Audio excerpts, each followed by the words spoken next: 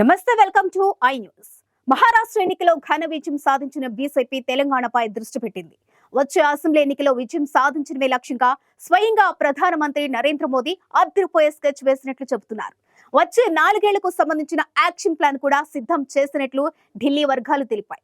ఇక మహారాష్ట్రలో బలంగా ఉన్న పార్టీలను చీల్చి విజయం సాధించినట్లే తెలంగాణలో కూడా ఓ భారీ ఆపరేషన్ జరుగుతుందని చెబుతున్నారు. ఇక 2025 కొత్త సంవత్సరం నుంచే యాక్షన్ ప్లాన్ ను దశల వారీగా అమలు చేయాలని నిర్ణయించారు. ఇక ఇంతకు అధికారమే లక్ష్యంగా కమలనాథులు వేసిన స్కెచ్ ఏంటి? Let's watch the story. దేశంలోని 28 రాష్ట్రాల్లో 21 రాష్ట్రాల్లో బీజేపీ సొంతంగానో మిత్రపక్షాలతో కలుపు అధికారంలోకి రాగలిగింది. తెలంగాణతో పాటు పశ్చిమ బెంగాల్, తమిళనాడు, కేరళ లాంటి రాష్ట్రాల్లో మాత్రం నేటికి బీజేపీకి కొరకరాని కొయ్యలుగానే మిగిలిపోయాయి. వీటిలో బీజేపీ అధికారంలోకి రావడానికి అన్ని అవకాశాలున్న రాష్ట్రంగా తెలంగాణను కమలనాథులు భావిస్తున్నారు. పార్లమెంటు ఎన్నికల్లో 8 సీట్లు సాధించి రెండో పెద్ద పార్టీగా అవతరించిన బీజేపీ వచ్చే అసెంబ్లీ ఎన్నికల్లో విజయం సాధించడమే లక్ష్యంగా భారీ స్కెచ్ వేసినట్లు చెబుతున్నారు. మహారాష్ట్ర ఎన్నికల తర్వాత బీజేపీ అధిష్టానం తెలంగాణపై దృష్టి కేంద్రీకరిస్తుందని మొదటి నుంచి ఢిల్లీ వర్గాలు చెబుతూనే ఉన్నాయి. దానికి తగ్గట్టుగానే మహారాష్ట్రలో ఎన్డీఏ కూటమి మంత్రివర్గం ప్రమాణ స్వీకారం ముగిసిన వెంటనే తెలంగాణపై యాక్షన్ ప్లాన్ అమలు చేయనున్నట్లు సమాచారం. ముఖ్యంగా మహారాష్ట్రలో అనుసరించిన రాజకీయ వ్యూహాన్ని తెలంగాణలో అమలు చేయాలని బీజేపీ అధిష్టానం గట్టిగా డిసైడ్ అయినట్లు చెబుతున్నారు. మహారాష్ట్ర రాజకీయ ముఖ చిత్రానికి తెలంగాణకు చాలా సామీప్యతలున్నాయని కూడా వారంటున్నారు. సంగారెడ్డి జిల్లా నుంచి ములుగు జిల్లాల వరకు తెలంగాణతో మహారాష్ట్రకు భారీ సరిహద్దుంది. రెండు రాష్ట్రాల ప్రజల మనోభావాలను కూడా దాదాపు ఒకే రకంగా ఉంటాయి. అందుకే మహారాష్ట్ర ఫార్ములాతో ముందుకు పోతే తప్పక ఫలితం ఉంటుందని పార్టీ వ్యూహకర్తలు యోచిస్తున్నట్లు టాక్. బీఆర్ఎస్ పై వ్యతిరేకతతో కాంగ్రెస్ ను గెలిపించిన తెలంగాణ ప్రజలు కాంగ్రెస్ పై కోపం వస్తే మళ్లీ బీఆర్ఎస్ వైపు వెళ్లకుండా అనుసరించాల్సిన వ్యూహంపైనే ప్రధానంగా ఫోకస్ చేసినట్లు సమాచారం. ఆ రెండు పార్టీలకు బీజేపీ ప్రత్యామ్నాయమనే విధంగా సిద్ధంగా ఉండాలని ఇప్పటికే ఢిల్లీ పెద్దలు స్థానిక నాయకులను అలర్ట్ చేసినట్లు చెబుతున్నారు. తెలంగాణ కోసం స్వయంగా ప్రధానమంత్రి నరేంద్ర మోదీ సమక్షంలోనే భారీ స్కెచ్ తయారైనట్లు చెబుతున్నారు. 4 రకాల వ్యూహాలను తెలంగాణ కోసం సిద్ధం చేసినట్లు సమాచారం. కాంగ్రెస్ బీఆర్ఎస్ లో భారీ చీలిక. మహారాష్ట్రలో చాలా బలంగా ఉన్న నేషనలిస్టిక్ కాంగ్రెస్ పార్టీని, శివసేన పార్టీలను బీజేపీ ఏకకాలంలో అడ్డంగా చీల్చగలిగింది. మహారాష్ట్ర రాజకీయాలను దశాబ్దాలుగా శాసించిన వ్యక్తుల్లో మాజీ సీఎం శరద్ పవార్, శివసేన మాజీ చీఫ్ బాల్ ఠాక్రే ప్రముఖులు. ఈ రెండు కుటుంబాల చేతిలోనే మహారాష్ట్ర రాజకీయాలున్నాయి. అలాంటి మహారాష్ట్రలో మహా కుటుంబాలనే కబళించేలా బీజేపీ స్కెచ్ వేసింది. రెండు కుటుంబాలను, రెండు పార్టీలను చీల్చి బలమైన వర్గాలను బీజేపీ కూటమి తన వైపు తిప్పుకుంది. తెలంగాణలో కూడా దాదాపు అదే స్ట్రాటజీ అమలు చేయాలని కమలనాథులు డిసైడ్ అయిపోయినట్లు చెబుతున్నారు.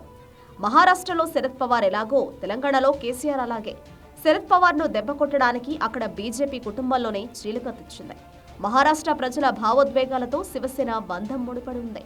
అలాంటి శివసేనలో కూడా కుటుంబమా కార్యకర్తల అనే నినాదం తెచ్చి చీలిక తెచ్చింది. తెలంగాణలో బీఆర్ఎస్ కూడా మహారాష్ట్రలో శివసేన లాంటి భావోద్వేగ పార్టీయే. అక్కడ కాంగ్రెస్ కూటమి నుంచే బీజేపీ కూటమి అధికారం లాక్కుంది. తెలంగాణలో కూడా దాదాపు అదే పరిస్థితి ఉన్నందున ఇక్కడ అదే ఫార్ములాతో ముందుకు పోవాలని యోచిస్తుంది. మంత్రివర్గ విస్తరణ జరిగిన తర్వాత కాంగ్రెస్ పార్టీలో తప్పక విభేదాలు వస్తాయని బీజేపీ అంచనా వేస్తోంది. కొంతమంది సీనియర్ నాయకులు తప్పక రేవంత్ రెడ్డితో విభేదిస్తారని, ఆ పార్టీలో చీలిక తప్పని పరిస్థితి వస్తుందని కమలనాథులు అభిప్రాయపడుతున్నారు. అటు బీఆర్ఎస్ లో కూడా ఆధిపత్యం కోసం పోరు తప్పదని చెబుతున్నారు.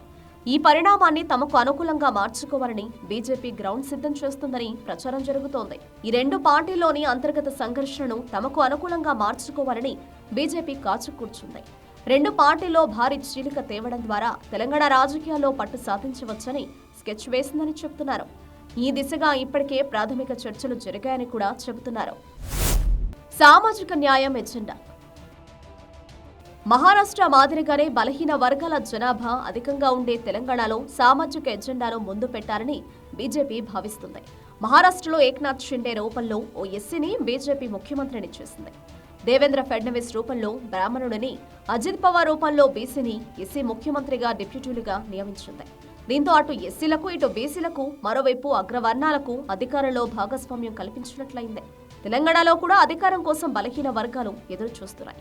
స్వాతంత్ర్యం వచ్చినప్పటి నుంచి బీసీ, ఎస్సీ, ఎస్టీలకు అవకాశం రాలేదు.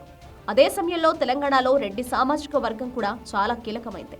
తెలంగాణ ఉద్యమం నుంచి వెలమ సామాజిక వర్గం కూడా రాజకీయంగా చాలా బలోపేతమైంది. అందుకే తెలంగాణలో ఎస్సీ, ఎస్టీ, బీసీలను కలుపుకుని రెడ్డి, వెలమల ప్రాబల్యం కూడా ఉండేలా ఓ సామాజిక వ్యూహాన్ని అమలు చేయాలని బీజేపీ స్కెచ్ వేసిందని చెప్తున్నారు. బీసీని పార్టీ అధ్యక్షుడిని చేయడం ద్వారా వెనుకబడిన తరగతుల మద్దతు పొందాలని బీజేపీ ప్రయత్నిస్తోంది. ఎస్సీ వర్గీకరణ ద్వారా దళిత ఓటు బ్యాంకును సొంతం చేసుకోవాలని ప్లాన్ చేసింది. ఈ రెండు వర్గాలకు చెందిన కీలక నాయకులు ఆర్ కృష్ణయ్య, మందకృష్ణ మాదిగ వచ్చే ఎన్నికల నాటికి బీజేపీ ప్రచారకర్తలుగా మారుతారని కూడా చెప్తున్నారు. ఇక బలమైన రెడ్డి, వెలమ సామాజిక వర్గాల నుంచి కూడా కీలక నాయకులను తమ వైపు తిప్పుకునే ప్రయత్నాలు ముమ్మరం చేస్తున్నట్లు సమాచారం. రేవంత్ రెడ్డిని వ్యతిరేకించే బలమైన రెడ్డి నాయకులతో, బీఆర్ఎస్ లో ప్రాబల్యం కలిగిన వెలమలతో సంప్రదింపులు జరిపే పని కూడా చాప కింద నీరులా సాగుతుందని చెప్తున్నారు. మతపరమైన పోలరైజేషన్. ఏక్ హే తో సేఫ్ హే నినాదంతో బీజేపీ మహారాష్ట్రలో విజయం సాధించింది. మహారాష్ట్ర మాదిరిగానే తెలంగాణలో కూడా ముస్లిం జనాభా ఎక్కువ. ముస్లింలకు ప్రాతినిధ్యం వహిస్తున్న ఎంఐఎంకు మొదట బీఆర్ఎస్, తర్వాత కాంగ్రెస్ అండగా నిలిచాయి. ఈ విషయాన్ని ఎక్కువగా ప్రచారం చేయాలని బీజేపీ డిసైడ్ అయినట్లు చెబుతున్నారు. రాష్ట్రంలో ఇప్పటికీ అనేక దేవాలయాల్లో జరిగిన అసాంఘిక సంఘటనలపై బీజేపీ పోరాటం చేస్తుంది. రానున్న కాలంలో ఇలాంటి కార్యక్రమాలు మరింత ముమ్మరం చేయాలని స్కెచ్ వేసినట్లు చెప్తున్నారు. బీజేపీకి అనుకూలంగా పనిచేసే ఆర్ఎస్ఎస్, విశ్వ హిందూ పరిషత్, బజరంగ్ బల్ తదితర కాషాయ సంస్థల కార్యకర్తలను రాష్ట్రమంతా మోహరింపజేయాలని ప్లాన్ వేశారు. వారు గ్రామాల్లో, పట్టణాల్లో పర్యటిస్తూ భావాజాల వ్యాప్తికి కృషి చేయనున్నారు. చిరంజీవి, పవన్తో ప్రచారం. ప్రాంతాలతో సంబంధం లేకుండా చిరంజీవి, పవన్ కళ్యాణ్ లాంటి హీరోలకు తెలుగు ప్రజల్లో ఆదరణ, అభిమానం ఉన్నాయి. ఆ అభిమానాన్ని తమ రాజకీయ అవసరాల కోసం వాడుకోవాలని బీజేపీ డిసైడ్ అయినట్లు సమాచారం.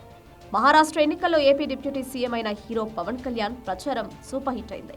దీంతో పవన్ కళ్యాణ్ ఆయన సోదరుడు చిరంజీవి సేవలను తెలంగాణలో కూడా వాడుకోవాలని బీజేపీ భావిస్తున్నట్లు తెలిసింది. వీరిద్దరే కాకుండా తెలుగు చిత్ర పరిశ్రమకు చెందిన మరికొందరు ప్రముఖులను, కొందరు క్రికెటర్లను కూడా బీజేపీ రంగంలోకి దింపే అవకాశాలు కనిపిస్తున్నాయి.